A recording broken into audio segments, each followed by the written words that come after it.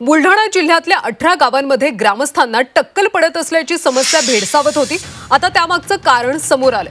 पंजाब आणि हरियाणाच्या गव्हामुळे त्या ग्रामस्थांना टक्कल पडलंय असा निष्कर्ष ज्येष्ठ संशोधक आणि अभ्यासक डॉक्टर हिम्मतराव बावस्करांनी काढलाय। बुलढाण्यातल्या रेशन दुकानावर मिळणारा गहू टक्कल पडल्याच्या मुळाशी असल्याचं समोर आलं।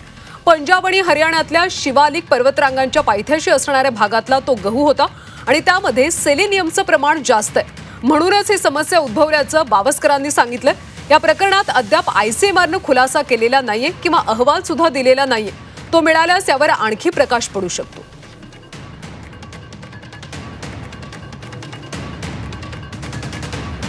काय नेमकी ही समस्या आहे आणि याच्या मागची कारण काय आहेत नेमकी? कारण काय हे शोधण्यासाठी आम्ही ह्या लोकांचे जे कमीत कमी 18 गावामध्ये 32 लोकांचं त्यावेळेस मी तपासणी केली। तर हे तपासणी केल्यानंतर आतापर्यंत 282 लोकांचं टक्कल पडले, पण आता कमी येत चालले।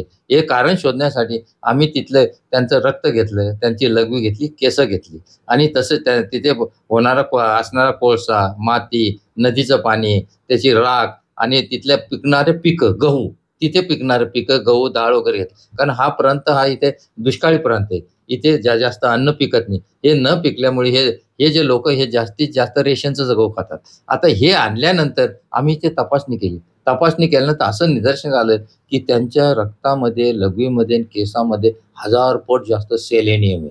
सेलेनियम हा एक धातू आहे। हा धातू शरीरात कमी असल्यानं सुद्धा नुकसान होते, जास्त असल्यानं सुद्धा नुकसान होते। कमी जर असला तर कार्डिओमॅपॅथी, हार्ट फेल होतं, कॅन्सर होतो। जास्त असं टक्कल पडते, उलटी होते, शूटिंग होते आणि तोंडाला वास येतो। आणि हे असल्यामुळे इथे आल्यानंतर सेलियम हे सगळं तयार झाल्यानंतर हे रेशनचे गहू खातात।